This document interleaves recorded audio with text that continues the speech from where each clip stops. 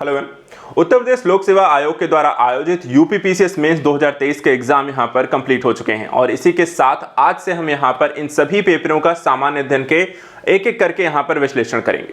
देखेंगे question paper कैसा आया था, किस तरीके का यहां पर लेवल था, क्या बहुत कठिन था, मॉडरेट था या फिर आपका इजी था, और हर एक क्वेश्चन का यहां पर एक मॉडल आंसर भी मैं आपको डिस्कस करूंगा। तो आप मेरे साथ यहां पर इन क्वेश्चन को न सिर्फ देखें बल्कि उसके साथ साथ देखें कि इस क्वेश्चन को लिखा कैसे जा सकता था, इसका क्या यहां पर की पॉइंट हो सकते थे, किस तरीके से यहां पर मुख्य भाग क्या होगा, भूमिका क्या होनी चाहिए, निष्कर्ष कैसा लिखा जाना चाहिए। क्योंकि अभी अभी पेपर आया, पेपर जरूर देखिए। अगर आप नेक्स्ट ईयर का यहां पे एग्जाम को टारगेट कर रहे हैं, यूपीपीएससी 2024 भी अगर आप देना चाह रहे हैं, वो बच्चे भी इस वीडियो को जरूर देखें क्योंकि आपको नेक्स्ट ईयर यहां पर हो सकता है मेंस लिखने का मौका मिले। तो पेपर कैसा आता है इसके बारे में जानकारी होना बहुत जरूरी है।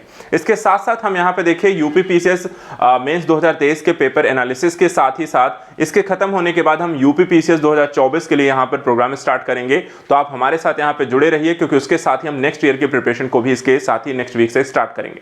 तो ये सारी चीजों का एक प्रोसेस वाइज लेकर चलेंगे, लेकिन सबसे पहले देखेंगे पेपर कैसा है। देखा जो पेपर यहां पर आया है, जैसा कि आप सभी जानते हैं सामान्य अध्ययन का ये पेपर है और इस पेपर को अगर हम देखें तो यहां पर आपको 3 घंटे का इसमें समय मिलता है। मेंस के पेपर में आपको 200 अंकों का ये पूरा पेपर आपको यहां पर है। आप हिंदी अंग्रेजी दोनों भाषा में आते हैं। 20 आपको देखा जाए तो यहां पर आपको टोटल क्वेश्चन आते हैं। और यूपीपीसीएस में अगर हम देखें जो स्थिति आपको दिखाई देती है, जो पेपर आपको आता है, इसमें मूल रूप से आपको पेपर की प्रक्रिया 2 तरीके के क्वेश्चन आते हैं। एक दीर्घ उत्तरीय आते हैं, एक लघु उत्तरीय आते हैं।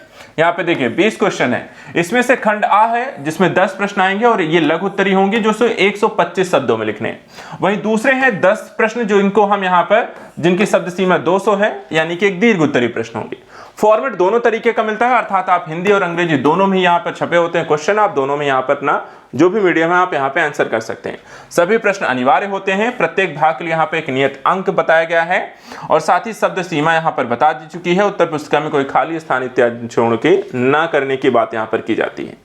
बात करें अगर मैं यहाँ पे क्वेश्चन पेपर्स को देखें, यहाँ पे खंड आ में अगर हम देखें ओवरऑल इस पूरे पेपर को, तो यहाँ पर एनालिसिस में आपको क्वेश्चन वाइज यहाँ पर करूंगा अलग से, उसका आंसर भी देखेंगे। लेकिन एक मोटे मोटे तौर पे मैं यहाँ पे देखिए पेपर है आपके पास, टोटल क्वेश्चन यहाँ पे आया कितना है।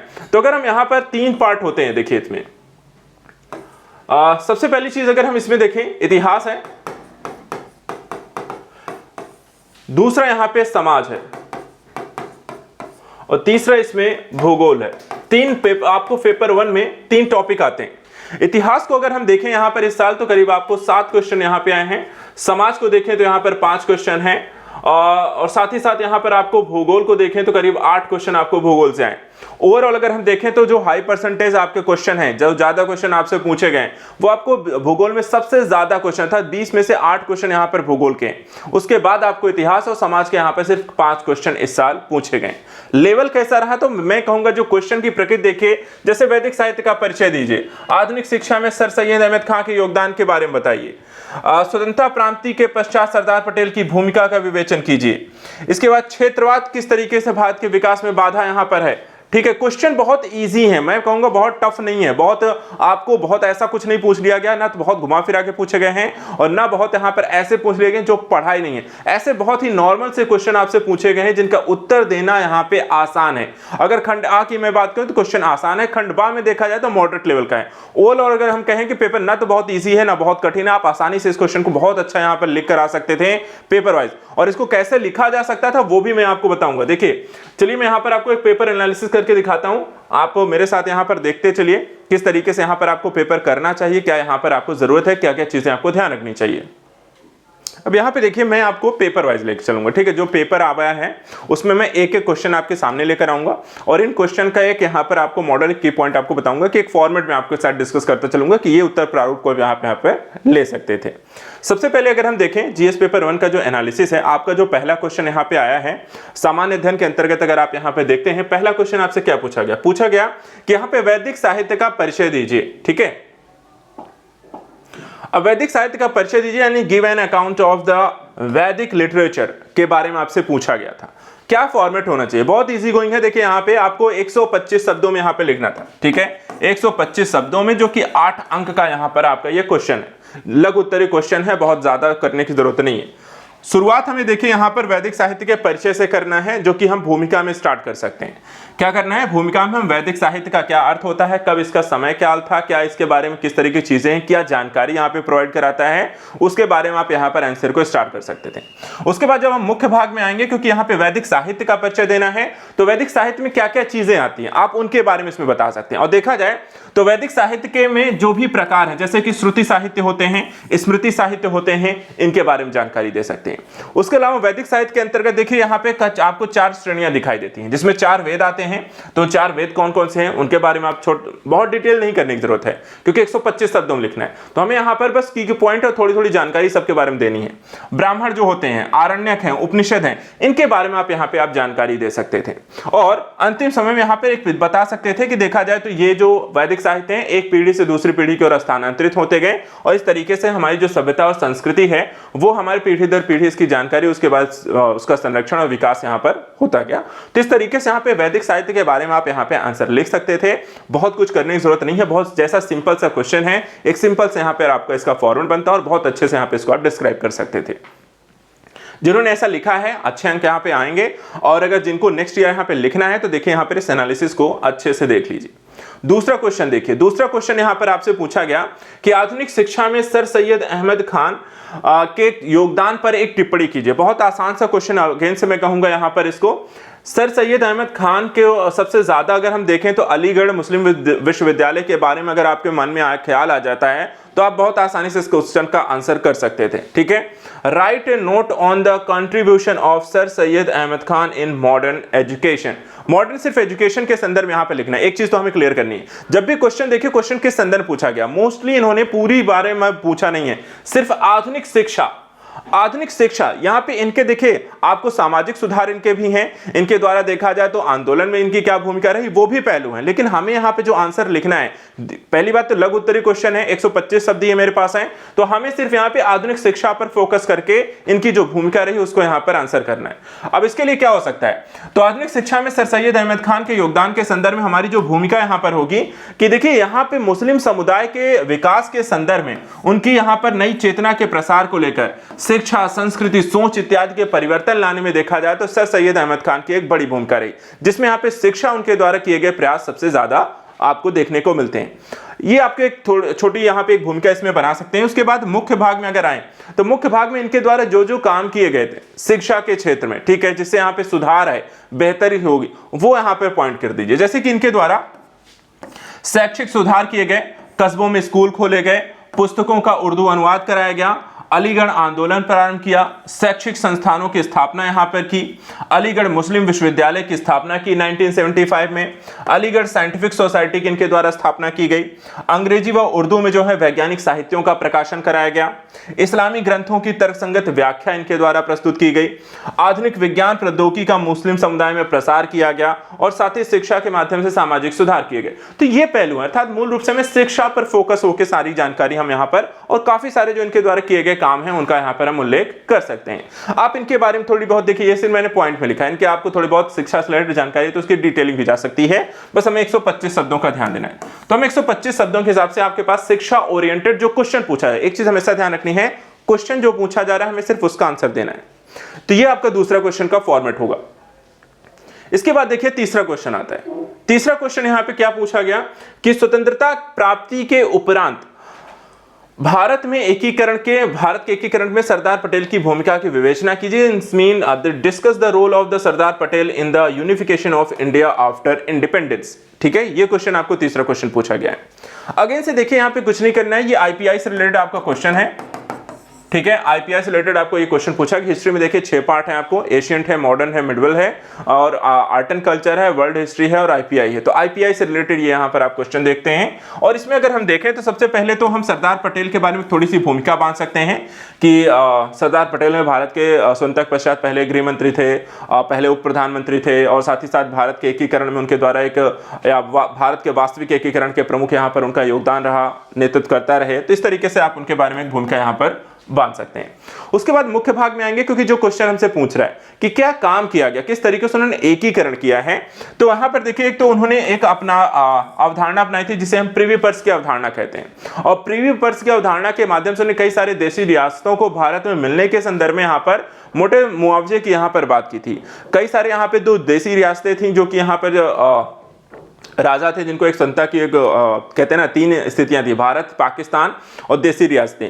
तो देशी रियासतों के पास मौका था कि वो भारत पाकिस्तान में किसी को चुन सकती थी।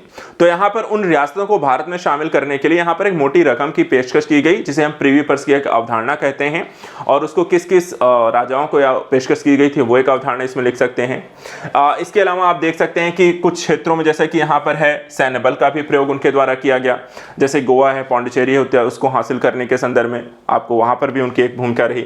इसके अलावा देखा जाए तो 565 राज्यों को भारत में विलय करने को लेकर उनकी जो पूरी एक प्रक्रियागत चीजें रही, अलग अलग क्षेत्रों को लेकर थोड़ी बहुत अलग अलग अवधारणा भी रही।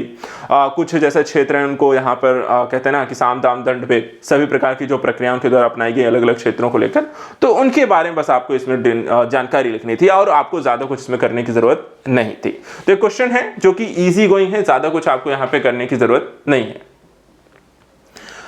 उसके बाद एक क्वेश्चन आता है जो कि यहां पर देखिए अब आ जाता है समाज को लेकर के। समाज में देखा जाए जो पहला क्वेश्चन आपसे पूछा गया भारतीय समाज में, उसमें क्षेत्रवाद को लेकर पूछा गया, और क्षेत्रवाद देखा जाए तो यहां पर भारत के विकास में किस प्रकार की बाधाएं उत्पन्न करता है। तो मेन फोकस यहां पे कहां पर है, बाधाएं, समस्याएं क्या है क्षेत्रवाद के कारण, उसके बारे में आपको इस क्वेश्चन का आंसर लिखना है। तो व्हाट काइंड ऑफ हिंड्रेंस और do regionalism create in development of the India. तो ये क्वेश्चन आपका है जिसमें आंसर जो आप करेंगे यहाँ पे। देखिए सबसे पहले हम क्षेत्रवाद के विकास में जो बाधाओं पर अगर हमें फोकस करना है तो सबसे पहले हम क्षेत्रवाद के बारे में बता दें, क्योंकि क्षेत्रवाद जब आप समझाएंगे तो उसके बाद ही इसमें आने वाली चुनौतियां। तो भूमिका हम किससे स्टार्ट करेंगे, क्षेत्रवाद से। तो क्षेत्रवाद का अर्थ क्या है, देखा जाए तो संकीर्ण अगर हम भावना के दृष्टिकोण से क्षेत्रवाद को समझें तो ये आपके राष्ट्र के निर्माण की प्रक्रिया में यहां पर बाधा बनता है और क्षेत्रीयता को यहां पर ज्यादा प्राथमिकता देता है। इसके इस तरीके से आप यहां पर एक क्षेत्रवाद का अर्थ जरूर समझाइए, और उसके बाद फिर आप आ जाएंगे मुख्य भाग में। मुख्य भाग में देखा जाए तो भारत में क्षेत्रवाद के प्रभाव की स्थितियों का आप आकलन करेंगे, और इसमें सबसे पहले हम सकारात्मक प्रभाव दिखाएंगे और फिर यहां पे नकारात्मक प्रभाव, क्योंकि बाधा हमें पूछ रहा है तो बाधा में हम नकारात्मकता से इसे खत्म कर देंगे। तो यहां पे देखिए सकारात्मकता क्या है कि जैसे क्षेत्रीय आकांक्षाओं से आपको देखा जाए तो राजनीतिक संरचना, संबोधन, क्षेत्रीय स्वायत्तता इत्यादि से लोगों के अंदर या क्षेत्र के क्षेत्रीयता जो होती है उस क्षेत्र में रहने वाले लोगों को स्वयं के लिए, अपने क्षेत्र के लिए, अपने लोगों के लिए यहाँ पे एक निर्णय लेने की यहाँ पे क्षमता प्राप्त होती है, जिससे उन्हें यहाँ पे आत्मबल मिलता है। स्वयं को व्यक्त करने की क्षमता इससे मिलती है, क्योंकि क्षेत्रीयता के कारण लोगों की भाषा, आदिवासीता, धार्मिक स्थिति इत्यादि को भी यहाँ पर आपको प्राथमिकता मिलती है। इसके साथ साथ प्रतिनिधि लोकतांत्रिक पहचान भी यहाँ पर आपको मिलती है, जैसे कि हम त्रिपुरा और नॉर्थ ईस्ट रीजन में देख सकते हैं कि आपको काफी सारे रीजन में स्वायत्त जिला परिषदों की यहाँ पर स्थापना की गई है, जो कि क्षेत्रीयता को ही यहाँ पे आपको प्राथमिकता देती है। तो ये आप इनके पहलुओं को यहाँ पर लिख सकते हैं।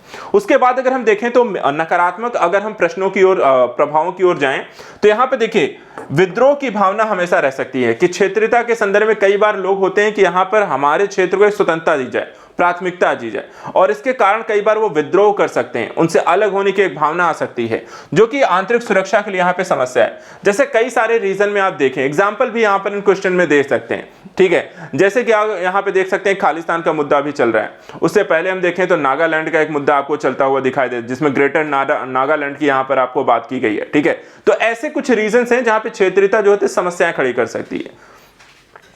इसी तरीके से क्षेत्रवाद जो है अंतरराष्ट्रीय कूटनीति में भी बाधा बनती है। इसका भी एक एग्जांपल बता सकते हैं, जबकि तीस्ता नदी जल विवाद है जो कि भारत बांग्लादेश के मध्य है, लेकिन पश्चिम बंगाल जो है राज्य वहां पर उस तीस्ता नदी जल विवाद को यहाँ पे हल करने में एक बाधा बन रहा है, तो वो भी एक क्षेत्रीयता का मुद्दा आता है। इसी तरीके से मानव संसाधन विकास में पर भी इसका नकारात्मक प्रभाव पड़ता है, उनका सही से विकास नहीं हो पाता, भ्रमित होते हैं, और साथ ही क्षेत्रीय मतभेद यहाँ पर आपको इससे जन्म लेता है और पिछड़ापन जैसी समस्याएं आपको देखने को मिलती हैं। तो क्षेत्रवाद के कारण यहाँ पे जो समस्याएं हैं आप उनका उल्लेख यहाँ पर कर सकते हैं। इसके बाद आता है चौथा क्वेश्चन। चौथा क्वेश्चन जो पूछा गया कि बेरोजगारी जो है भारत में व्याप्त निर्धनता का एकमात्र कारण। अब देखिए यहां पे क्वेश्चन को समझने का थोड़ा सा प्रयास करें। यहां पे उन्होंने कहा एकमात्र कारण है, ठीक है। तो यहां पर इसके संदर्भ में एक चीज यहां पर उन्होंने की टिप्पणी करना है। अब एकमात्र कारण भी कह रहे हैं, टिप्पणी भी करना है, अर्थात सकारात्मक कारण दोनों पक्ष हो सकते हैं, और क्या ये इतना सही है या नहीं इसका भी यहां पर आपको आंसर में जस्टिफाई करना है। ठीक है, तो इसको आप जस्टिफिकेशन कैसे करेंगे उत्तर में? तो इसके लिए देखिए भारत में गरीबी है, सभी को पता है, और गरीबी के कारण यहां पे देखा जाए तो इसका कारण बेरोजगारी, क्योंकि लोगों को रोजगार नहीं मिल रहा है इसलिए वो लोग गरीब हैं, या कुछ अन्य रीजन भी है, ये आपको अपने उत्तर में जस्टिफाई करना है। अब यहां पे देखिए भूमिका जो है, हम गरीबी व बेरोजगारी के संबंध को दर्शाएंगे, जिसमें दिखाएंगे कि हाँ देखा जाए तो एक तरीके से जो बेरोजगारी है उसकी बढ़ती स्थितियों के कारण गरीबी में आपको धीरे धीरे लोगों की संख्या में वृद्धि हो रही है। आर्थिक स्थितियां जो होती हैं, लोगों की रोजगार नहीं मिल रहे हैं बढ़ती हुई जनसंख्या कारण, या फिर एक तरीके से देखा जाए या तो रोजगार ना होने के कारण धीरे धीरे वहां पे गरीबी की स्थिति और भी ज्यादा यहाँ पे दुष्प्रभावी हो जाती है। तो यहाँ पे गरीबी और बेरोजगारी के संबंध एक दूसरे से किस तरीके से इंटर रिलेट करते हैं, कैसे एक दूसरे पर प्रभाव डालते हैं, वो एक चीज आपको इससे आंसर को स्टार्ट करना है। और उसके बाद हम मुख्य भाग में अपने क्वेश्चन को जस्टिफाई करेंगे। कैसे जस्टिफाई करेंगे? सबसे पहले गरीबी व बेरोजगारी किस तरीके से, गरीबी पर बेरोजगारी का यहाँ पे क्या प्रभाव पड़ता है, कि एक बेरोजगार व्यक्ति किस तरीके से गरीबी के दुष्चक्र में फंस जाता है, इसको आप यहाँ पे लिखेंगे। देखिए रोजगार नहीं है तो इनकम नहीं है, इनकम नहीं है तो वहां पे खाने पीने की चीजें, रहने के लिए आवास, स्वास्थ्य सुविधाएं, वहां पे सारी चीजों की कमी होगी। और गरीबी, जो लोग गरीब होते हैं उनके पास इस चीज की समस्या होती है। ठीक है, तो एक तरीके से बेरोजगारी कारण धीरे धीरे लोगों के पास अगर पैसे ही नहीं होंगे तो वो और भी गरीब होते चले जाते हैं। इसके साथ ही आर्थिक प्रमाण की स्थितियां आपको दिखाइए, जनसंख्या वृद्धि के कारण किस तरीके से बेरोजगारी और बढ़ रही है, उसके कारण और कैसे लोग गरीब हो रहे हैं।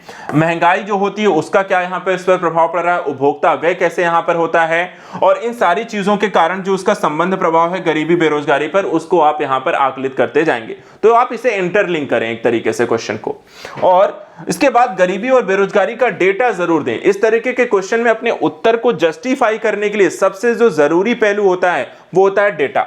डेटा जरूर दीजिए, और डेटा इसके लिए यहां पर आपके नीति आयोग के जो रिपोर्ट्स आती हैं, अभी आपने कुछ दिन पहले यहां पे देखा होगा मल्टी डायमेंशनल यहां पर रिपोर्ट जारी की गई थी नीति आयोग की, वो यहां पर आप कोट कर सकते थे, तो उसके डेटा यहां पर उठाकर आप यहां पे रख सकते थे। तो यहां पर ये डेटा जरूर यहां पर दीजिए। इस तरीके के क्वेश्चन में सिर्फ बातों से काम नहीं चलता, बल्कि डेटा होना बहुत जरूरी हो जाता है। तो डेटा के बिना आप अपनी इस बात को प्रूफ नहीं कर सकते, तो डेटा जरूर देना है इस क्वेश्चन में।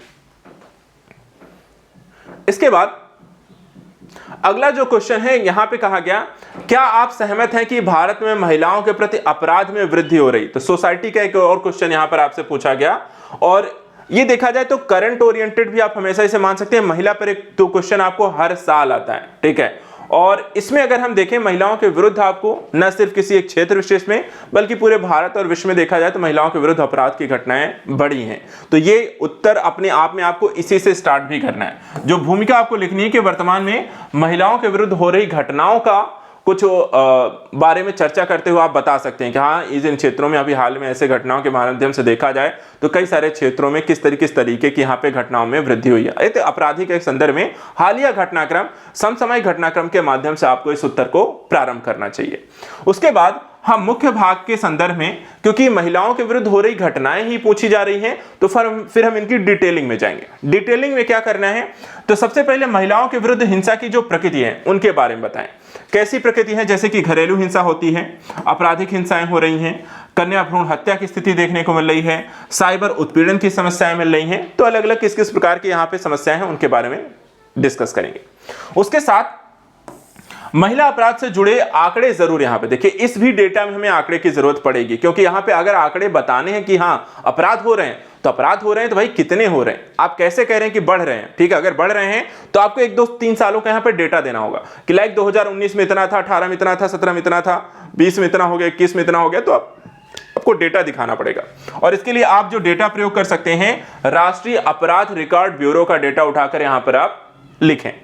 इसके बाद आता है कि महिलाओं के विरुद्ध जो हिंसा हो रहे हैं उसके कारण क्या है। ठीक है, महिलाओं के विरुद्ध हिंसा होने के कारणों का भी यहां पर आप पॉइंट टू पॉइंट उल्लेख कर सकते हैं। क्या कारण है, जैसे कि प्रतिसत्तात्मक समाज के कारण, लैंगिक जागरूकता की कमी है, राजनीतिक व आर्थिक रूप से देखा जाए तो महिलाएं जो हैं पुरुषों से पीछे हैं, पुरुषों का यहां पर देखा जाए पुरुषों पर जो महिलाएं हैं वो ज्यादातर पुरुषों पर निर्भर हैं, और सामाजिक जो रूढ़ियां हैं, ये सभी कारण है किसी न किसी वजह से यहां पर महिलाओं के विरुद्ध होने वाले अपराधों के लिए। इसके बाद आता है अगला जो क्वेश्चन है, आते हैं भूगोल पे। ठीक है, क्वेश्चन नंबर 7 जो है भूगोल पे आ जाता है। अब भूगोल के देखिए 7, 8, 9, 10 यहाँ पे ये 4 क्वेश्चन भूगोल के हैं जो पहले खंड में हैं। तो यहां पे देखिए जो पहला क्वेश्चन इसमें पूछा गया कि महासागर संसाधनों का भंडार है, संक्षिप्त टिप्पणी कीजिए, संक्षिप्त, ज्यादा नहीं, ब्रीफ बतानी है। ब्रीफिंग जब आपको करनी है, एक शॉर्ट नोट यहां पर आपको बताना है, ocean are the store house of the resources. तो बताते हैं कैसे है। सबसे पहले हम बताएंगे, देखिए जो महासागर की स्थिति है, क्या है, विस्तार कितना है, किन क्षेत्रों में है, ठीक है, और एक बड़ा कह सकते हैं कि पृथ्वी जो है अर्थ या भूमि से ज्यादा यहाँ पर महासागर की स्थितियां हैं और उनकी स्थिति के बारे में बताएंगे।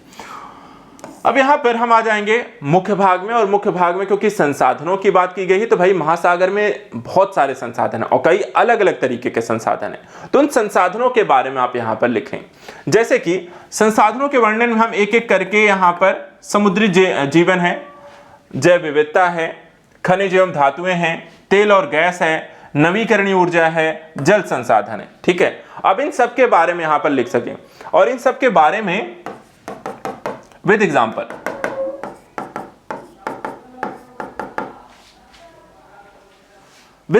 यहां पर इन चीजों के बारे में आप यहां पर लिखेंगे। तो इसमें आप जरूर बताइए, लाइक समुद्री जैव विविधता किन किन क्षेत्रों में है, जैसे ग्रेट बैरियर रीफ के बारे में जरूर बताइए, कोरल्स कहाँ कहाँ हैं आपको पाए जाते हैं, खनिज धातुएं आपको किन किन क्षेत्रों में है, तेल गैस के भंडार जो मूलतः आपको समुद्र के अपतटीय क्षेत्रों में पाए जाते हैं, ठीक है।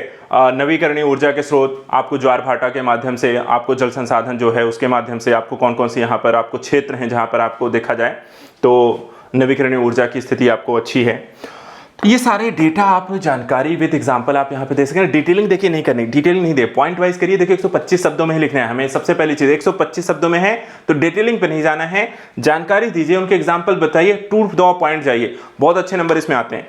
समस्याएं के बारे में जरूर लेकिन बताइए, समस्याएं आपको खत्म कर देखिए, जल संसाधन हमारे पास जरूर है लेकिन समस्याएं भी हैं कि यहाँ पर आपको देखा जाए वर्तमान समय में प्रदूषण की समस्या बढ़ती जा रही है, संरक्षण की यहाँ पर कमी है, जलवायु परिवर्तन की समस्या तेजी से बढ़ रही है, अंतर्राष्ट्रीय स्तर पर सहयोग और जिम्मेदारी की भावना यहाँ पे नहीं है, तो इन महासागरीय संसाधनों का यहाँ पर देखा जाए तो संरक्षण भी करने की हमें यहाँ पर आवश्यकता है। तो इस संदर्भ में आप अपने क्वेश्चन को भी आप लिख सकते हैं। इसके बाद क्वेश्चन नंबर 8, इसमें देखिए कृषि में मृदा प्रोफाइल एक महत्वपूर्ण भूमिका निभाता है, क्या आप सहमत हैं? तो मिट्टी को लेकर के, मिट्टी के बारे में यदि आप यहाँ पे पढ़ते हैं तो मिट्टी के बारे में जानकारी देनी, कितनी प्रकार की मिट्टियां हैं, किन की क्या विशेषताएं हैं, किन के क्षेत्र में किस तरह की मिट्टी है, इसके बारे में आपको आंसर लिखना था। तो देखिए जब हमें इसके बारे में, अगर मिट्टी के बारे में लिखना है तो सबसे पहले हम मिट्टी की जैसे के बारे में जानकारी दे दें कि देखिए मिट्टी की रूपरेखा कई सारी चीजों पर निर्भर करती है। देखा जाए एक मिट्टी जो होती है वो कई अलग अलग परतों में इसकी संरचना बनी होती है, इनकी उर्वरता अलग होती है और हर की मिट्टी के यहाँ पर अपनी अपनी विशेषताएं होती हैं, ठीक है। तो एक भूमिका आप यहाँ पर जरूर बांधें मिट्टी के बारे में। उसके बाद मुख्य भाग में आप आएंगे तो फिर आप यहाँ पर मिट्टी की रूपरेखा ये जरूर बताइए कि किस तरीके से जो मिट्टी की मृदा प्रोफाइल है उसका क्या महत्वपूर्ण भूमिका यहाँ पर निभाती है। कि देखिए जो मिट्टी की मृदा प्रोफाइल रूपरेखा का मतलब होता है उसकी संरचना कहता है कैसी है, कैसी दिखती है, उसमें किस तरीके की चीजें पाई जाती हैं और उसके कारण किस तरीके के यहाँ पर फसल, क्योंकि हर एक चीज देखिए अगर मिट्टी में देखा जाए उसका पीएच मान कितना है, उसमें कौन से खनिज पाए जाते हैं, लाल मिट्टी है, काली मिट्टी है, दोमट मिट्टी है, क्योंकि हर एक मिट्टी क्या होती है उसकी अलग तरीके की संरचना है, अलग तरीके की संरचना होने के कारण अलग तरीके की फसलों के लिए अनुकूल होती है, वो अलग विशेष क्षेत्र में यहाँ पर आपको पाई भी जाती है। तो यहाँ पे देखा जाए तो मिट्टी की जो प्रोफाइल होती है वो इन्हीं चीजों से मिलकर बनती है। और अगर मिट्टी की प्रोफाइल जो होती है, अगर आपको यहाँ पर आपने बता दिया स्टार्टिंग में कि मिट्टी की प्रोफाइल या रूपरेखा से क्या मतलब है, उसके बाद आप ये बताएंगे कि किस तरीके से मिट्टी की रूपरेखाकरण, क्या क्या चीजें इसमें प्रभाव क्या क्या आता है। तो यहाँ पे मिट्टी की रूपरेखा प्रोफाइल अलग अलग मिट्टियां हमने बता दी। फिर देखा जाए इसमें पोषक तत्वों की जो उपलब्धता है, ठीक है, आप अलग अलग मिट्टी में अलग अलग तरीके के पोषक तत्वों की स्थिति पाई जाती है, उसके भी कुछ एग्जांपल आप देते चलें। फिर यहाँ पे देखा जाए तो जड़ का विकास भी मिट्टी पर निर्भर करता है कि कितनी नीचे कितनी गहराई तक किस मिट्टी में यहाँ पर फसलें जाती हैं, उसको कितना, क्योंकि जड़ें जो होती हैं वो पानी का, खनिज का इत्यादि का जो अवशोषण करती हैं वो जड़ों के माध्यम से करती हैं। और अगर मिट्टी के अनुकूल यहाँ पर आपको फसलें नहीं लेंगे तो फिर जड़ें विकसित नहीं होती हैं, ठीक है। तो जड़ों के विकास पर निर्भर हैं। उनकी जल धारण क्षमता, हर मिट्टी की अपनी एक जल धारण क्षमता है, कोई यहाँ पर पानी ज्यादा लेता है, कोई पानी यहाँ पे कम लेता है, कोई यहाँ पे पानी ज्यादा कह सकते हैं संचय, जैसे दोमट मिट्टियां होती हैं वो ज्यादा स्टोर कर सकती हैं, ठीक है, और काली मिट्टी ज्यादा पानी यहाँ पर सोख लेती है। तो इस तरह की चीजें आप एग्जाम्पल में जरूर बताएं। इसके अलावा पीएच स्तर कितना है, वातन एवं जल निकासी हर एक मिट्टी में कैसी होती है, इससे और इन सारी चीजों को, ठीक है, मृदा प्रोफाइल क्या है, इन सारी चीजों से मिलकर बनेगा आपको।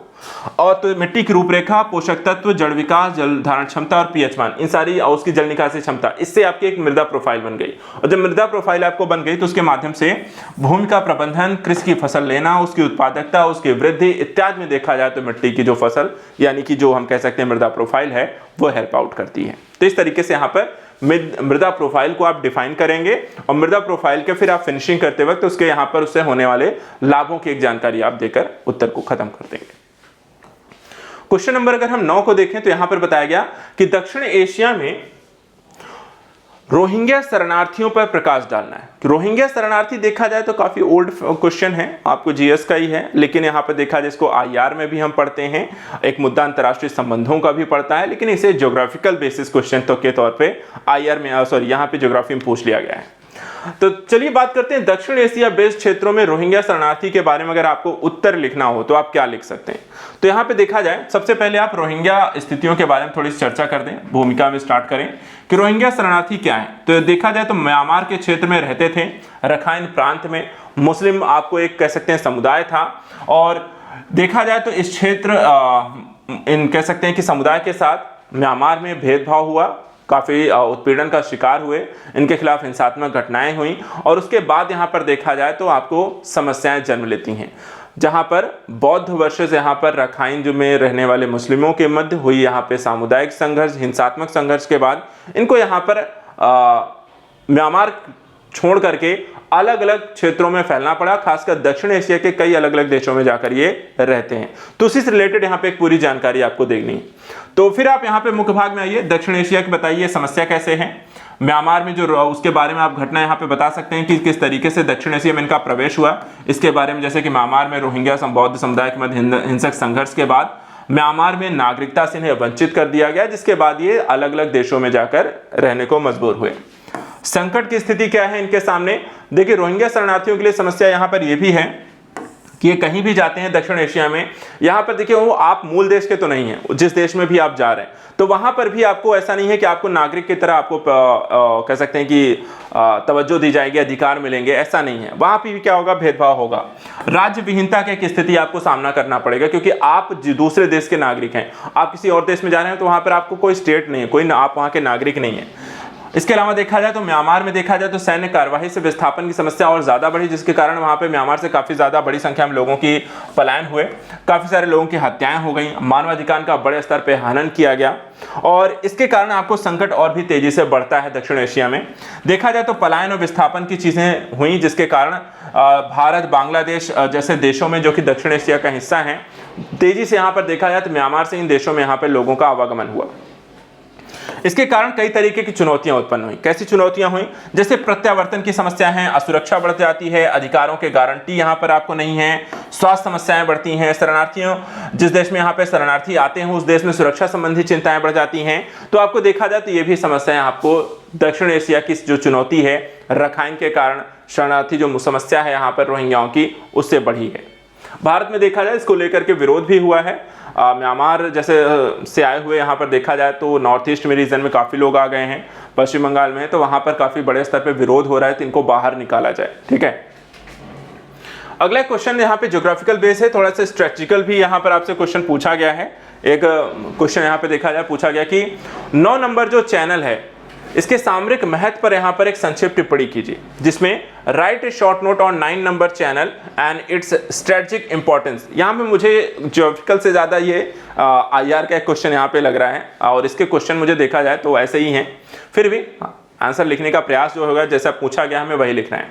क्या लिखना है, सबसे पहले देखिए 9 नंबर जो चैनल की स्थिति है उसके बारे में, कि हिंद महासागर में ये लक्षद्वीप और मिनिकॉय द्वीप समूह को यहाँ पर अलग करने का काम करता है। ठीक है, मुख्य भाग में हम देखें तो सामरिक महत्व से स्टार्ट करते हैं, क्योंकि क्वेश्चन आपसे वही पूछा गया है। तो सामरिक महत्व में देखा जाए तो समुद्री नेविगेशन, और समुद्री नेविगेशन में देखा जाए तो इसके माध्यम से ये आपको भारत के से अफ्रीका आने जाने का जहाजों का एक मार्ग है, और जिससे व्यापार इत्यादि की स्थितियां हैं, और अन्य तरीके के यहाँ पर आपको देखा जाए तो नेविगेशन को यहाँ पर बढ़ावा देता है। रणनीतिक यहाँ पर महत्व को अगर हम देखें तो हिंद महासागर में नौसैनिक यहाँ पर रणनीति और संप्रभुता के लिए आपको ये क्षेत्र जरूरी है, क्योंकि यहाँ पे नौसैनिक बेस आपको बना करके वहां पर वो आसपास के भारत के जो कह सकते हैं समुद्री सीमा है उसकी सुरक्षा को सुनिश्चित करते हैं, भारत की संप्रभुता को सुनिश्चित करते हैं। इसके अलावा रक्षात्मक महत्व के दृष्टिकोण से जो समुद्री यातायात निगरानी की जाती है, ताकि यहाँ पर किसी भी पोत इत्यादि के आवागमन में कोई समस्या ना हो, किसी प्रकार समुद्री डकैती इत्यादि की स्थिति में, या फिर कहीं आपको देखा जाए कई बार होता है कि जहाजों में रिसाव की स्थिति होती है या अन्य तरीके की समस्या हो सकती है, तो वहां पे त्वरित कार्रवाई भी की जा सकती है। आर्थिक निहितार्थ अगर हम देखें तो यहाँ पे मछली पकड़ने, माल और संसाधनों के आवागमन, क्षेत्रीय विकास, खोज बचाव कार्य इत्यादि यहाँ पर इसके माध्यम से संभव हो पाते हैं। तो ये आप यहाँ पर इसके बारे में आप जानकारी इसमें दे सकते हैं। इसके बाद आता है क्वेश्चन नंबर यहाँ पर 11। अब यहाँ पे देखिए, यहाँ से पैटर्न थोड़ा सा चेंज होगा। पैटर्न यहाँ पे इसलिए चेंज होगा कि अब यहाँ पे जो क्वेश्चन आपसे पूछे जाएंगे वो क्वेश्चन होंगे 200 शब्द और 12 अंकों के, ठीक है। तो यहां पर चीजें बदल जाएंगी। अब आपको थोड़ा सा डिटेलिंग पर ज्यादा ध्यान देना होगा, थोड़ा डिटेलिंग, ऐसा नहीं बहुत ज्यादा, लेकिन थोड़ा डिटेलिंग आप यहां पे दे सकते हैं। थोड़ा डिटेलिंग की मीन्स 75 वर्ड आपको एक्स्ट्रा लिखने हैं। अब इसमें देखिए, पहला क्वेश्चन आसान है, नागर शैली मंदिर की वास्तुकला विशेषताओं का वर्णन कीजिए। क्वेश्चन पेपर में कहूंगा बहुत अच्छा आया था, बहुत अच्छा आया था, बहुत अच्छा आप यहाँ पे लिख सकते थे। अगर नहीं आपने किया तो नेक्स्ट ईयर अच्छे से तैयारी जरूर करिए, क्योंकि नेक्स्ट ईयर के एग्जाम पेपर आपको देखा जाए तो यूपीएससी के जैसे आपको बहुत टफ क्वेश्चन नहीं पूछे गए हैं। तो चलिए देखिए, नागर वास्तुकला के बारे में क्या जानते हैं आप। स्टार्टिंग हमें क्या करनी है, नागर शैली के बारे में डिस्कस करना है। नागर शैली क्या थी, कब यहाँ पे बनी, जैसे 5वीं शताब्दी ईसा पूर्व में उत्तरी भाग में वास्तुकला शैली मंदिर है, इसकी कुछ उपशैलियां यहाँ पर हैं, इस तरीके की जानकारी देकर आप स्टार्ट कर दीजिए। उसके बाद मुख्य भाग में हम नागर शैली की विशेषताओं के बारे में ही चर्चा कर देंगे। डिटेल से बताइए, यहाँ पे मैंने उसके कुछ पॉइंट बता दिए हैं, इन पॉइंट की आप डिटेलिंग कर सकते हैं। क्या क्या डिटेलिंग, जैसे कि वर्गाकार जो स्तंभ इनके होते हैं, इनके बारे, इनके मंडप जो होते हैं, इनके गर्भगृह होते हैं, शिखर होता है, आमलक होता है, जो यहाँ पर नक्काशी इसमें की जाती है, किस तरीके से मंदिर के चबूतरे इत्यादि पे बनाए जाते हैं, ठीक है। तो इनके बारे में आप डिटेलिंग पूरी आप बता सकते हैं, किस तरीके के पूरे एक निर्माण शैली यहाँ पर इनकी है, हर एक पॉइंट के बारे में कि शिखर कितने प्रकार के इनके होते हैं, उनकी अपनी क्या क्या विशेषताएं होती हैं, किस तरीके वो एक दूसरे से डिफरेंसेस होते हैं, और एग्जाम्पल जरूर दीजिएगा। और एग्जाम्पल के साथ देखिए, दो चीजें यहाँ पर हो सकती हैं इस तरह के क्वेश्चन में, आपको ज्यादा नंबर जब आता है, एक तो आप एग्जाम्पल यूज कर सकते हैं, दूसरा जो आपको ज्यादा नंबर यहाँ पे दिलाएगा वो होता है चित्र। अगर आप नागर शैली मंदिर का, मैं कहता हूं बहुत सुगठित मंदिर का यहाँ पे एकदम मत बनाइए, लेकिन यहाँ पर अगर आप थोड़ा डिजाइन अगर आप कर पाते हो तो यहाँ पे आपको नंबर अच्छे मिल जाते हैं। इस तरीके क्वेश्चन में जहाँ ज्यादा बड़े क्वेश्चन हैं, उन ज्यादा बड़े क्वेश्चन में आपको जो ज्यादा एक या दो 1.5 पॉइंट एक्स्ट्रा दिलाते हैं, वो आपको एक अलग, क्योंकि ये तो सब लिखने वाला है, ये तो जिसको आता है सब लिखेगा, लेकिन जो एक्स्ट्रा पॉइंट जो आएगा वो इनसे आएगा। लाइक कुछ एग्जाम्पल के साथ आप कुछ चित्रात्मक शैली अगर आप उनकी दिखा दें, ठीक है, मंदिरों के बारे में। एग्जाम्पल तो कोणार्क हो गया, सूर्य मंदिर हो गया, इनके बारे में लिखेंगे, लेकिन आप मंदिर अगर के कुछ चित्र बना दे तो वो आपको एक एक्स्ट्रा पॉइंट जरूर दिलाएगा। इसके बाद आता है अगला क्वेश्चन, बताना है कि 1857 की क्रांति के संदर्भ में एक क्वेश्चन पूछ लिया गया कि 1857 की स्वतंत्रता संग्राम के वैचारिक आयामों का रेखांकन कीजिए। Underline ideological dimensions of uprising of 1857। तो किस तरीके से यहां पर 1857 के विद्रोह की स्थिति यहां पर आपको बनती है, उसके बारे में यहां पर आपको आंसर करना था, और इसके बारे में घटनाक्रम जो डेवलप हुई थी वही आपको एक पूरा विस्तार करना था, ठीक है। तो यहां पे स्टार्ट कैसे करेंगे, सबसे पहले बताइए कि 1857 का जो विद्रोह था कि ब्रिटिश ईस्ट इंडिया कंपनी के विरुद्ध एक सैनिक विद्रोह था, जो अंततः यहां पर देखा जाए तो एक जनता भागीदारी के माध्यम से आपको समाप्त होता है। तो एक रूपरेखा हम यहां पर इसको बनाएंगे। अब ये पूरी घटनाक्रम कैसे डेवलप होती है उसको आप मुख्य भाग में डिटेल से लिख सकते हैं। कैसे कि जैसे कि आप, मैं कुछ पॉइंट इसमें बता दें, जैसे भारत में तेजी से फैलती पश्चिमी सभ्यता क्या क्या थी वो आप उसको थोड़ा डिस्क्राइब कर दें। इसके अलावा हिंदू कानूनों में ब्रिटिशों के द्वारा किए गए परिवर्तन, जैसे हिंदू विवाह की हो गया, हिंदू धर्मांतरण करके आपको पैतृक संपत्ति पे आपके अधिकार हो गए, ऐसे कुछ कानून लाए गए, ठीक है। कन्या भ्रूण हत्या उन्मूलन, विधवा पुनर्विवाह के कारण देखा जाए तो उस समय आपको सती प्रथा जैसी चीजों को समाप्त की गई। आज के समय में ये चीजें अच्छी लगती हैं, लेकिन हम उस समय की अगर हम लोगों की मानसिकता को देखें तो उस समय के जो लोग थे वो उन्हें ये लगता था कि उनकी सामाजिक जो संरचना है उसके लिए खतरा उत्पन्न कर रहे हैं, ठीक है, उसमें व्यवधान डाला जा रहा है। इसके अलावा शिक्षा का बड़े स्तर पे पश्चिमीकरण किया गया था, जिसमें भारतीय शिक्षा प्रणाली को धीरे धीरे खत्म करके पश्चिमी शिक्षा को लागू किया जा रहा था। इसके अलावा जो रेलवे और टेलीग्राफ प्रक्रिया लेकर आई गई थी, इसके माध्यम से भारतीयों की सोच थी कि ब्रिटिश हमारे पर अधिकार जमाना चाह रहे हैं, हम पर नियंत्रण बनाकर रखना चाहते हैं, सूचनाएं कलेक्ट कर रहे हैं, ठीक है। और एक होता है कि भारत के जो धन है उसको तेजी से यहाँ पर बाहर कर रहे हैं। तो ये सारी जो घटनाक्रम थे, ये सब एग्जाम्पल मैं आपको सिर्फ पॉइंट बता रहा हूँ, इनकी आप डिटेलिंग कर सकते हैं।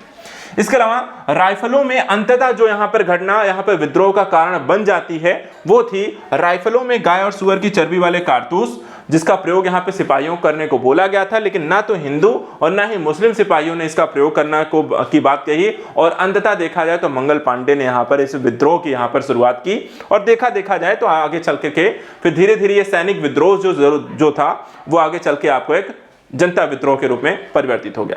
तो इस तरीके से भारत की प्रथम क्रांति स्वतंत्रता संग्राम कह सकते हैं 1857 के को बोला जाता है। निष्कर्ष के तौर पे ये जरूर लिखें, देखिए यहां पर कि विद्रोह जो है असफल जरूर रहा। एक पॉइंट में बताऊंगा, इसी की थोड़ी डिटेलिंग जरूर कर लीजिएगा कि विद्रोह देखिए असफल जरूर रहा, लेकिन क्या हुआ, राष्ट्रवाद का इसने प्रसार जरूर कर दिया था। भारत को एक राष्ट्र के तौर पे यहां पे लाने की भूमिका 1857 की क्रांति ने जरूर कर दी थी। तो इसी पहलू को यहां पर आप डिस्क्राइब करके इस उत्तर को यहां पे समाप्त कर सकते हैं। अगला क्वेश्चन नंबर 13 देखिए। यहां पे देखिए वर्ड हिस्ट्री से आपको एक क्वेश्चन पूछा गया। वर्ड हिस्ट्री पूछा गया कि जर्मनी के एकीकरण में बिस्मार्क की भूमिका का मूल्यांकन कीजिए, ठीक है। तो वर्ड हिस्ट्री का ये क्वेश्चन यहां पर आपसे पूछा गया। हर एक देखिए हर पार्ट से कुछ ना कुछ पूछा गया है, चाहे आर्ट एंड कल्चर हो, मॉडर्न हिस्ट्री हो, आपको आईपीआई हो, वर्ड हिस्ट्री हो, तो यहां पे हर एक क्वेश्चन हिस्ट्री का लिया गया, लेकिन सब पॉइंट से जरूर लिए गए हैं। अब देखिए जर्मनी के एकीकरण के संदर्भ में यहाँ पे जो घटना है सबको पता है, आसान सा क्वेश्चन है, बहुत बार पढ़ते हो आप, ठीक है। ऐसा कोई क्वेश्चन अभी तक आया नहीं जिसको लेकर लगा हो फर्स्ट पेपर में कि बहुत कठिन पूछ लिया गया, क्या लिखना है इसमें, है ना, ऐसा कोई क्वेश्चन लगेगा नहीं आपको। अब यहाँ पे देखिए जर्मनी के एकीकरण में बिस्मार्क की भूमिका के बारे में लिखना है। तो यहाँ पर हम स्टार्टिंग किससे कर सकते हैं कि जर्मनी में देखिए राष्ट्रवाद का जो बीज है वो नेपोलियन ने बोया और बिस्मार्क ने अपनी कूटनीति से एकीकरण में यहाँ पे सफलता प्राप्त की। तो इस संदर्भ को यहाँ पर एक भूमिका बना सकते हैं। और उसके बाद हम आएंगे मेन पॉइंट में। मेन पॉइंट अगर हम देखें तो हमें बिस्मार्क की पूरी भूमिका कि किस तरीके से उसने क्या क्या कब कब किया और उसके माध्यम से किस तरीके से अंततः उसने जर्मनी का एकीकरण किया, तो एक पूरी घटनाक्रम को यहाँ पर एक संक्षिप्त रूप से लिखते चले जाना है। देखा जाए तो घटना अपने आप में पढ़ते हैं तो कई बड़ा है, काफी सारी जानकारी है, लेकिन हमें यहाँ पर मेन पॉइंट जो है क्रमबद्ध तरीके से इसमें लिखना है। क्या कर सकते हो, तो पहले बिस्मार्क की भूमिका हम मुख्य भाग में स्टार्ट करेंगे कि क्या किया उसने। सबसे पहले उसने सैन्य सुधार पर ध्यान दिया। सैन्य सुधारों में उसने क्या किया, सेना में भर्ती प्रक्रिया लेकर आया, 2 से 3 वर्ष की वृद्धि उसमें की, नई युद्ध रणनीतियों को लेकर आया, सुई बंदूक जैसे हथियारों का परिचय कराया। तो ये सब सैन्य सुधार के अंतर्गत उसके द्वारा किए गए कार्य लिखे। फिर उसके बाद जो भाषण उसके थे, उसने लगातार देखा जाए कई सारे सार्वजनिक क्षेत्रों में, सार्वजनिक स्थलों पे भाषण दिए। और भाषण कैसे थे, वो राष्ट्रवादी भाषण देता था। राष्ट्रवादी भाषण देकर के वहां पे लोगों को उसने एकजुट किया।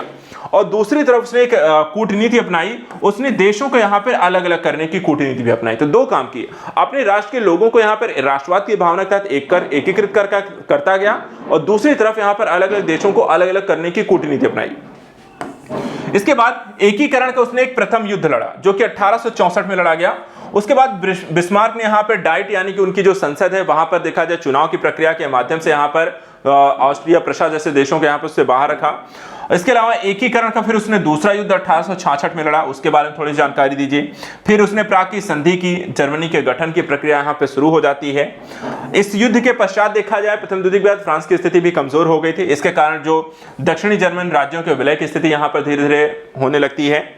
उसके बाद उत्तरी परिसंघ का यहाँ पर गठन होता है और बाद में फिर देखा जाए उत्तरी और दक्षिणी राज्यों का यहाँ पे जर्मनी का एकीकरण यहाँ पे संभव हो पाता है। तो ये पूरी घटना है क्रमबद्ध तरीके से। देखा जाए इसमें डिटेलिंग करोगे तो काफी ज्यादा है, मैंने यहाँ पे सिर्फ पॉइंट लिखे हैं। इन पॉइंट की ही यहाँ पर अगर आप देखा जाए क्रमबद्ध तरीके से आप उत्तर लिखो, मैं आंसर फॉर्मेट यहाँ पर आपको बताता चल रहा हूँ। तो आपके उत्तर में क्या क्या जानकारी होनी चाहिए वो इनसे रिलेटेड, इनकी डिटेलिंग कर दो। 200 क्वेश्चन के संदर्भ में आपका उत्तर बहुत अच्छा बन जाएगा। आप यहाँ पर अपने उत्तर को जस्टिफाई कर रहे हो।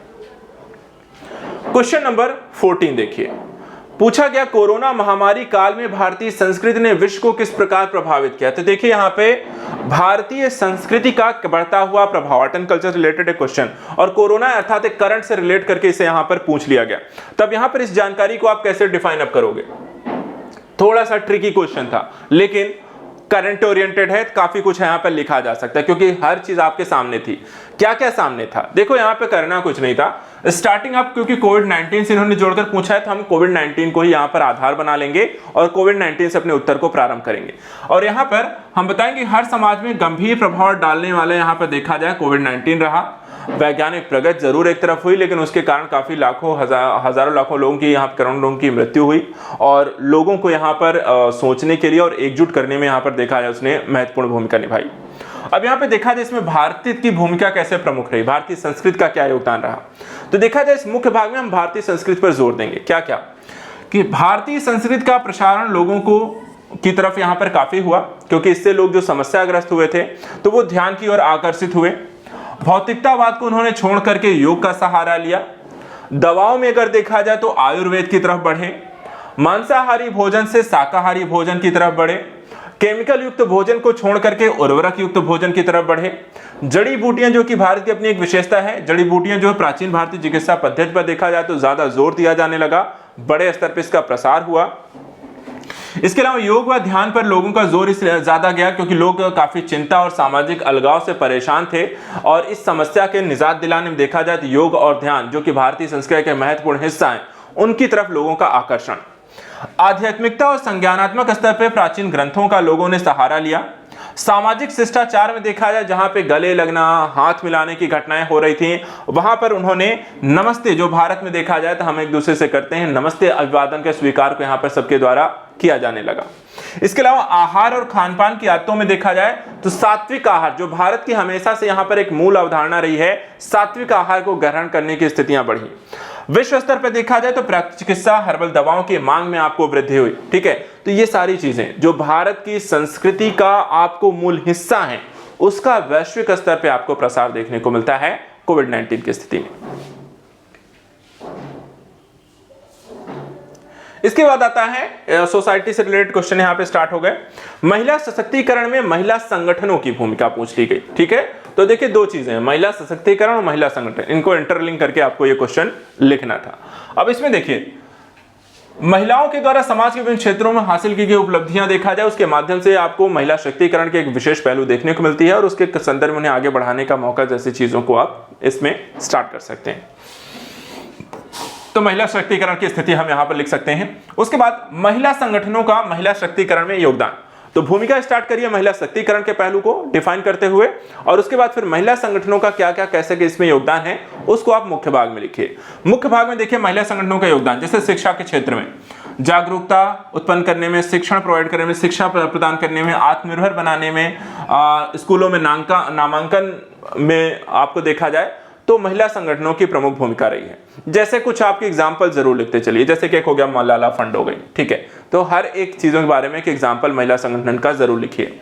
इसके अलावा कुछ अभियान भी बता दीजिए, जैसे बेटी बचाओ बेटी पढ़ाओ हो गया। फिर आते हैं स्वास्थ्य क्षेत्र में। स्वास्थ्य क्षेत्र में क्या किया महिला संगठनों ने, मातृ एवं शिशु मृत्यु दर में कमी, देखभाल, स्वास्थ्य जागरूकता, ग्रामीण क्षेत्रों में स्वास्थ्य सेवाएं प्रदान करने में महत्वपूर्ण भूमिका रही, जैसे कि व्हाइट रिबन अलायंस और राष्ट्रीय ग्रामीण स्वास्थ्य मिशन को यहां पर देखा जा सकता है। इसी तरीके से तीसरा जो क्षेत्र है अर्थव्यवस्था। अर्थव्यवस्था में देखें तो स्वरोजगार महिला संघ, जो एक महिला संगठन है, इनके द्वारा महिलाओं को रोजगार प्रशिक्षण यहां पे प्रदान किया जा रहा है। चौथा यहां पे राजनीति के स्तर पर देखें तो एक संगठन आता है जिसका नाम है नेशनल अलायंस फॉर वुमेन।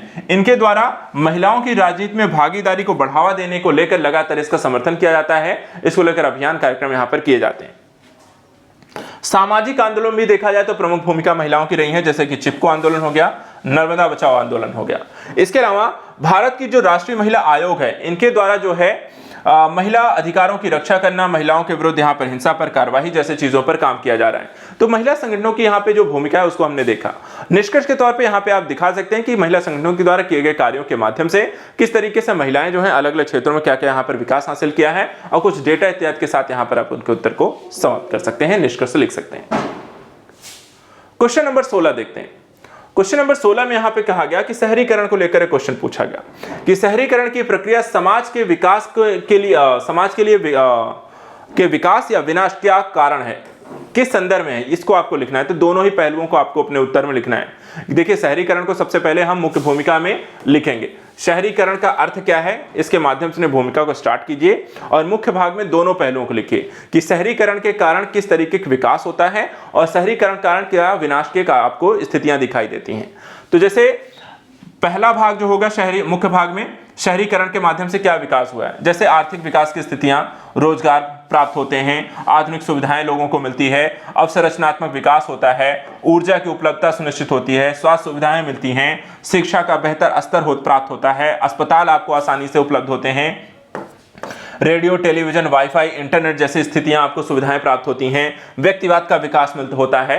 तो ऐसे कई सारे पहलू हैं जिसके कारण शहरीकरण के विकास की स्थिति आप दिखाइए।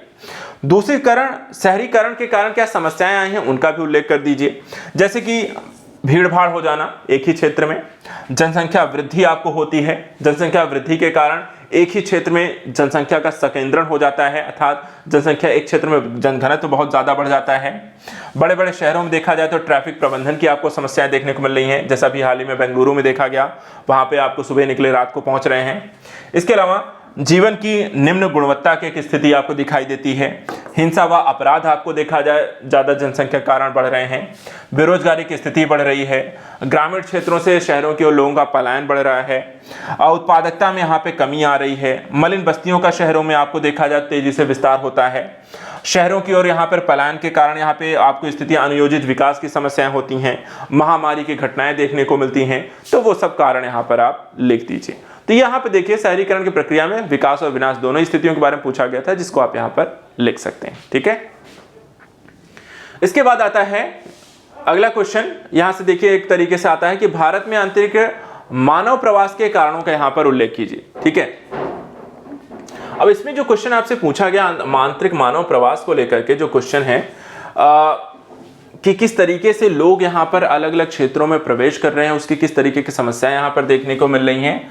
तो सबसे पहले हम आंतरिक प्रवासन की स्थिति को यहाँ पर डिफाइन कर दें मुख्य भाग में, और आंतरिक प्रवासन की जो स्थितियां उसके नौकरी, आश्रय, अनुकूल, प्रतिकूल, तटस्थ कारक इत्यादि हो सकते हैं, उससे इसको इंटरलिंक करके एक भूमिका यहाँ पर आप बांध सकते हैं। उसके बाद फिर इसी का हम विस्तार करेंगे मुख्य भाग में, जो कारक हमसे पूछे गए उन कारकों का बारे में विश्लेषण करके। जैसे कुछ आर्थिक कारक हैं कि आंतरिक प्रवासन की स्थितियां क्यों बढ़ रही हैं। जैसे आर्थिक कारकों में बेरोजगारी, ग्रामीण गरीबी, नौकरी हो गए, आपको बेहतर आय के अवसर हो गए। ठीक है, सामाजिक आर्थिक कारकों में हम राजनीतिक स्थिरता इसके लिए जिम्मेदार है, सुरक्षा चिंताएं हैं, किसी प्रकार का संघर्ष हो सकता है, धमकी हो सकती है, आज़ादी हो गई, खाद्य सुरक्षा और एकीकरण के पहलू हो सकते हैं। और देखिए इसमें दोनों होते हैं। अब इसमें देखा जाए आर्थिक कारक में आपको पुश कारक भी होते हैं और पुल कारक भी होते हैं, अर्थात लोगों को आकर्षित भी करते हैं और आपको भगाते भी हैं, कि एक क्षेत्र से भगाते हैं और दूसरा वो क्षेत्र आपको आकर्षित भी करता है। दोनों कारण मिलकर के देखा जाए तो आपको आंतरिक प्रवासन की स्थिति, जैसे कि इसमें देखिए किसी क्षेत्र में बेरोजगारी और ग्रामीण गरीबी जो है ये पुश कारक है, अर्थात लोगों को उस क्षेत्र से बाहर जाने के कारण बन जाते हैं। और पुल कारक क्या है, मान लीजिए किसी क्षेत्र में नौकरी के बेहतर अवसर हैं और बेहतर आय की स्थिति है, तो ये क्या हो जाएंगे, पुल कारक हो जाते हैं, लोगों को आकर्षित करते हैं। तो पुश कारक और पुल कारक दोनों तरीके कारक यहाँ पे आंतरिक प्रवासन के लिए आर्थिक कारकों में काम करते हैं। इसी तरीके सामाजिक आर्थिक में दोनों कारक होते हैं। अगर मान लीजिए किसी क्षेत्र में राजनीतिक अस्थिरता है, सुरक्षा चिंताएं हैं, संघर्ष है, धमकी है, तो ये सब क्या कारक बन जाएंगे, पुश कारक, लोगों को वहां से बाहर जाने के लिए कहेंगे भाई यहां से निकल जाते हैं, ये खतरा है यहाँ पे रहना। पुल कारक क्या है, मान लीजिए किसी क्षेत्र में आजादी है, खाद्य सुरक्षा है, एकीकरण की स्थितियां हैं, तो वो आकर्षित करते हैं, यार ये क्षेत्र रहने लायक ठीक है, यहाँ चलते हैं, तो ये भी कारक हो जाते हैं। पारिस्थितिक कारक देखिए इसमें क्या है, इसमें भी देखिए जलवायु परिवर्तन, भोजन की कमी, फसल की विफलता आपको देखा जाए, ये सब पुश कारक होते हैं लोगों को वहां से बाहर जाने के लिए। और जिन क्षेत्रों में देखा जाए आपको प्राकृतिक संसाधनों की प्रचुरता है, अनुकूल स्थितियां हैं, वो आकर्षित करती हैं लोगों को क्या कर बसने के लिए। इसी तरीके से भारत में आंतरिक प्रवासन के जो परिणाम आपको होते हैं, ये तो हमने कारक ले लिए, क्योंकि कारक और परिणाम दोनों लिखने हैं, तो कारक हमने बता दिया, फिर परिणामों की चर्चा करनी है। तो परिणाम क्या होते हैं, देखिए इससे परिणाम क्या है, एक तरफ लेकिन प्रवासी जो होते हैं वो आपको जीडीपी में योगदान करते हैं, आपको रेमिटेंस भेजते हैं, जहां अपने परिवार को वापस जहां भी रोजगार करने गए, जैसे कि आपको चाहे यूपी से महाराष्ट्र जाते हैं वो भी है, या आंतरिक प्रवासन की स्थितियां हैं, या फिर हम देखें बाह्य प्रवासन की स्थितियां जो होती हैं, जैसे कि भारत से आप चले गए बाहर यूएसए भी जाते हैं तो वहाँ भी घटना है, लेकिन हमें आंतरिक प्रवासन दिखाना है तो भी। तो लोग क्या होता है अपने परिवार को जॉब करने बाहर भी जाते हैं, लेकिन पैसा अपने परिवार को भेजते हैं, तो रेमिटेंस के रूप में। इसके अलावा सामूहिक एकजुटता की स्थिति है, सामाजिक तनाव का भी कारण हो सकती है, अंतर्राष्ट्रीय संबंधों में भी प्रभाव डालते हैं, शिक्षा, स्वास्थ्य, रोजगार की समस्याएं हैं, ये सारी चीजों के बारे में आप परिणाम यहाँ पर दिखा सकते हैं। तो इस तरीके से आपका एक उत्तर हो जाएगा। इसके बाद आता है क्वेश्चन नंबर 18। क्वेश्चन नंबर 18 में अगर हम देखें तो यहां पर है, भारत में एल नीनो और दक्षिण पश्चिम मानसून के बीच संबंधों की व्याख्या कीजिए एवं उसके कृषि पर क्या प्रभाव पड़ता है इसके बारे में चर्चा कीजिए। ओवरऑल देखा जाए तो इस साल का मानसून कुछ ऐसा ही रहा है और इसीलिए देखा जाए करंट ओरिएंटेड और ज्योग्राफिकल बेसिस क्वेश्चन आपसे यहां पर पूछ लिया गया। एल नीनो और दक्षिण पश्चिम मानसून, तो यहां पर स्टार्ट करिए। एल नीनो और भारतीय मानसून के जटिल संबंधों की एक व्याख्या करते हुए एक भूमिका को यहां पर आपको बांधना है। क्या होता है एल नीनो और किस तरीके से उत्पन्न होता है, ये भारतीय मानसून से कैसे यहां पर जुड़ता है उसका प्रभाव। उसके बाद फिर हम मुख्य भाग में यहां पर आएंगे और एल नीनो के यहां पे प्रभावों की स्थितियों के भारत में क्या क्या पड़ता है उनकी डिटेलिंग पे जाएंगे, जिसमें भारतीय मानसून द्वीप पर क्या प्रभाव पड़ता है, कमजोर मानसून हो जाता है, वर्षा का पैटर्न चेंज होता है, सूखा की स्थितियां होती हैं, पानी की कमी होती है, ये सब आप इसमें बताएं। कृषि पर इसका क्या प्रभाव पड़ता है, इससे आपको देखा जाए मानसून की देरी से बुआई में देरी हो गई, कम वर्षा, मिट्टी की नमी जो होती है वो कम हो जाती है, फसल की पर्याप्त सिंचाई नहीं हो पाती है, तापमान में यहाँ पे वृद्धि हो जाती की समस्या होती है, कीट और बीमारियां लगती हैं, समान अनुकूलन चुनौतियां उत्पन्न होती हैं। तो ये सारी घटनाएं यहाँ पर आप लिख सकते हैं। और निष्कर्ष के तौर पर देखा जाए तो किस तरीके से एल नीनो के संदर्भ में यहाँ पर क्या प्रयास हो सकते हैं, किस तरीके से लोगों को जागरूक करना, सिंचाई इत्यादि के क्या साधन हो सकते हैं, उनके संदर्भ में यहाँ पर उत्तर आप निष्कर्ष में लिखते हैं। क्वेश्चन नंबर 19 में देखें तो पूछा गया शीतोष्ण चक्रवात पर एक संक्षिप्त टिप्पणी और यह भारत को कैसे प्रभावित करता है। तो चक्रवातों की स्थिति को लेकर के देखा जाए तो मौसम काफी बदला है और इस मौसम बदलाव के कारण आपको नई नई परिस्थितियां भी देखने को मिलती हैं। ठीक है, अब शीतोष्ण चक्रवात पर अगर हमें एक संक्षिप्त टिप्पणी करनी है और फिर भारतीय प्रभाव, तो दो चीजें हमें यहां पर बतानी है। शीतोष्ण चक्रवात क्या है, तो हम यहां पर आप स्टार्ट कर देंगे। शीतोष्ण चक्रवात का अर्थ जो है हम भूमिका में बता देंगे, फिर उस मुख्य भाग में हम शीतोष्ण चक्रवात की विशेषता के बारे में डिस्कस कर देंगे और भारत पर इसके प्रभाव के संदर्भ में यहां पर लिखेंगे कि कुछ हिस्सों में देखा जाए तो भारी वर्षा कारण बन जाते हैं, शीतकालीन तूफान आते हैं, तापमान के परिवर्तन होते हैं, कृषि को यहाँ पर लाभ होता है, ज्यादा वर्षा से बाढ़ की स्थितियां आती हैं। तो ये सब इसके प्रभावों के तौर पे यहाँ पर हम लिख देंगे। तो इस तरीके से यहाँ पर दोनों ही क्वेश्चन को इसे आसानी से लिखा जा सकता है। और लास्ट क्वेश्चन जो पूछा गया था कि भारत की खनिज विकास नीति की आपको व्याख्या करनी है, तो इसमें भी कुछ नहीं है, आपको बस खनिज विकास नीति को बारे में सिरे से लिखते चले जाना है एक से दूसरे पॉइंट में। सबसे पहले हम भारत की खनिज नीति के बारे में बताएं, जैसे 2019 में प्रस्तुत किया गया, किस उद्देश्यों के साथ इसे लाया गया था, तो वो हम अपना भूमिका में इसके बारे में लिख देंगे। उसके बाद मुख्य भाग में हम स्टार्ट कर देंगे कि खनिज नीति की विशेषताएं क्या है, क्या क्या इसमें पहलू शामिल हैं, जैसे सतत विकास, खनिज अन्वेषण, मूल्य संवर्धन, पारदर्शिता, सामुदायिक विकास, परिणाम विनिमय, प्रौद्योगिकी का नवाचार। तो इनके बारे में आप थोड़ी सी डिटेलिंग करें, मैंने सिर्फ आपको बता दिया है ग्राफ के तौर पे। निष्कर्ष में हम निवेश आकर्षण, टिकाऊ खनन, स्थानीय समुदाय को लाभ, पर्यावरण रक्षा और देश की समग्र विकास जैसे पहलुओं को आप यहाँ पर लिख करके अपने उत्तर को समाप्त कर सकते हैं। तो ये एक फॉर्मेट यहाँ पर होगा। तो ये मैंने आपको सभी क्वेश्चन के पेपर 1 के सामान्य अध्ययन का यहाँ पर एक विश्लेषण कर दिया है। पेपर मेरे लिहाज से यहाँ पर बहुत कठिन नहीं रहा है, बहुत आसान सा रहा है, बहुत सिंपल से क्वेश्चन आपसे पूछे गए हैं, डायरेक्ट क्वेश्चन पूछे गए हैं, कुछ क्वेश्चन आपको करंट से इंटर रिलेट करके भी पूछे गए हैं। तो ओवरऑल पर्सपेक्टिव से देखा जाए क्वेश्चन बहुत अच्छा आया था, पेपर बहुत अच्छा था।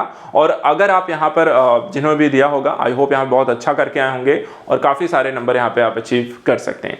तो ओवरऑल अगर मैं कहूँ तो मॉडरेट लेवल का क्वेश्चन पेपर है और इस तरीके से यहाँ पे सामान्य अध्ययन का पेपर 1 का हमने विश्लेषण कर लिया है। नेक्स्ट डे में हम सामान्य अध्ययन पेपर 2 का विश्लेषण करेंगे। फिलहाल आज के लिए इतना ही। Thank you so much and good luck.